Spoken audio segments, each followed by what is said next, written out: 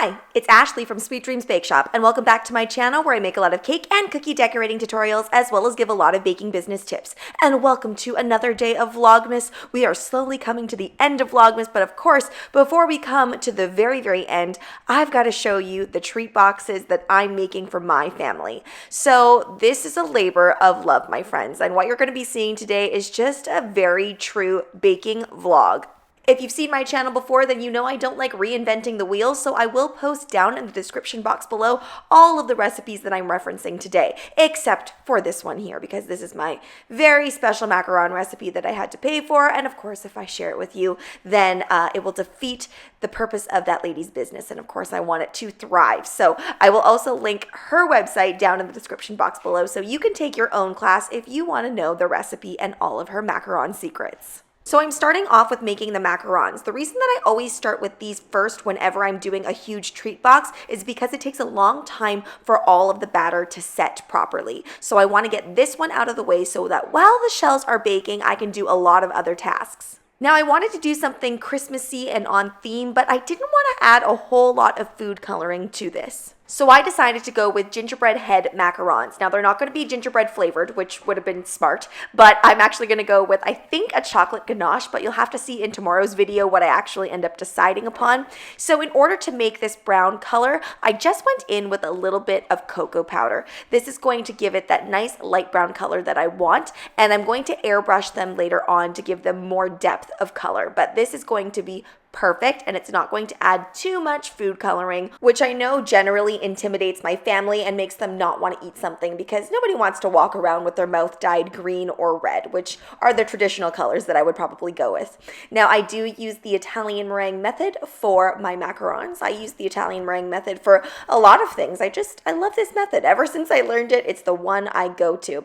And during this whole portion, I really was very focused on the macarons. You'll see later on in the video, things start to get more chaotic because I'm doing more things at once. But for now, I'm very focused. I'm getting this whipped up to stiff peaks, and then I'm going to incorporate this into my almond flour mixture. Now, in years past when creating treat boxes, I kind of just made whatever I wanted to and threw it all together, and people were appreciative of it. This year, I decided I really need to think strategically about what people actually eat and want. I really don't like it when people have something in their box that they don't like, and everybody has their preferences, so I did think very carefully. I also like to make sure that there's a lot of different types of flavors in the box and different textures as well, and I think the only thing missing this year is some sort of fruity note, and I believe that that is missing because my sister is very much not into fruit, and I think she's like the noisiest person in my life when it comes to things like this, which is totally fine. So I think that's why we're missing that element this year. Now, all of the things I chose work really well to be made in advance. The one thing that I do want to put inside of this treat box as well is a cupcake, and that doesn't do well in advance, so I think I'm going to make that tomorrow. And tomorrow is December 23rd, so it is cutting it close because I'm going to see all of my friends and family on December 24th. So I'm hoping that I'll be able to get that all done. There's a lot of decorating that goes into all of this, and right now, at the end of this video, things are going to look plain, but they're going to be ready. When I used to run my baking business, I really hated it when I had to bake and decorate on the same day. So I kind of separated that out this year as well when creating these treat boxes. Now, while those macarons set, I'm moving along to the easiest cookie recipe ever. If you are ever in a pinch and need something done really quickly, go with the shortbread. You need very limited ingredients. It's really just butter, sugar, and flour, and everybody loves it. This is a crowd pleaser. My mom loves shortbread. My sister loves shortbread. I don't think there's anyone that really doesn't like shortbread. It's just one of those simple things that melts in your mouth and it's good. It's also simple enough to make into a gluten-free or even a vegan version.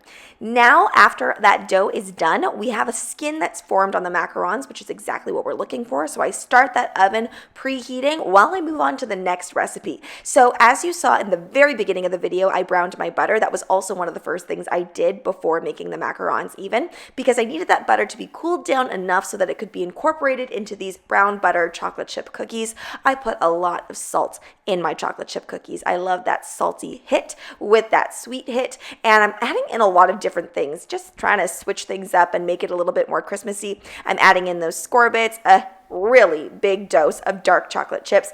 And then I actually painstakingly picked through these M&Ms that I had, a giant bag that I got for free in the gift from Superstore. Shout out to my Canadian family if you know what I'm talking about. And I just put those in there, and then I mixed everything up, giving it a little bit of holiday cheer.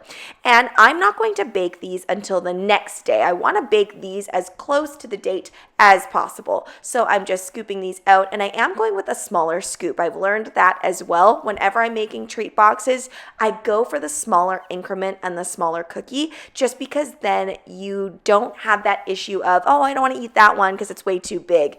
It kind of makes people want to eat more. Now we're on to the next day. I believe I put in 6 hours that first day, and here on this next day, I put in another 6 hours. When you're doing this all by yourself, it just seems to take a lot longer. Plus, I do have 2 young children, so I did have to attend to their needs as well throughout this. And on that first day, I actually had my nieces sleeping over too. So I had 4 kids all at once, all under the age of 10, while I was getting all this stuff done. But luckily, they were very good for me, and I was able to do all of this.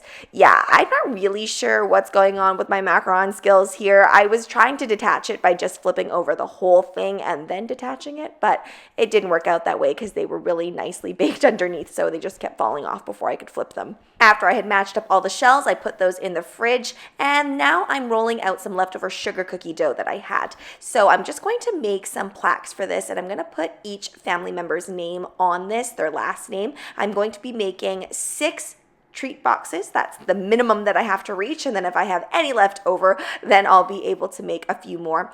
And after I rolled out the sugar cookie dough and cut everything out, now it was time to roll out the shortbread dough. And keep in mind that I did create this yesterday, so it did rest in the fridge for a good amount of time. It's nice and solid. And I will say that this sugar cookie dough doesn't bake out as nicely as I would have liked it to. It does kind of have a little bit of spreading going on, but it does the job, and I am going to be icing these shortbread anyway, so it's going to look pretty.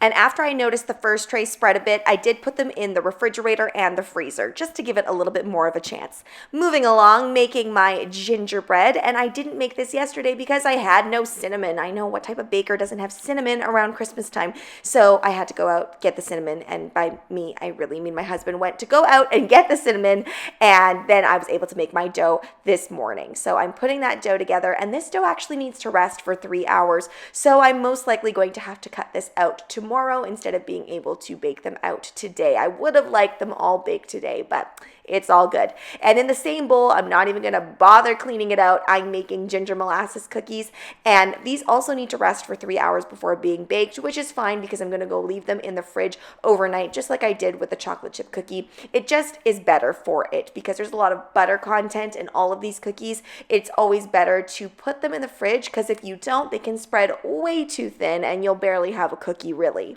Now, I really had energy to do more, but we're going out for a big fancy meal tonight, so I decided I better just clean the kitchen, clean the house, and get everything ready to go so I'm not super stressed while we're trying to rush out the door, and get this video edited, of course, so that I could have it up for Vlogmas for all of you lovely people. Now, I know my macaron shells aren't perfect this time around, but everything is going to be all good because we're going to be putting those gingerbread faces on top, so you won't even notice that little slight bump in the center. Thanks so much for watching, guys. Don't forget to like, share, and subscribe so you can be part of the Sweetie fam. Right now, I'm uploading every single day for Vlogmas, so be sure to come back tomorrow for part 2 so you can see how I decorate all of these beautiful treats. Also, be sure to comment, request, or ask a question. I love hearing from you guys. Bye!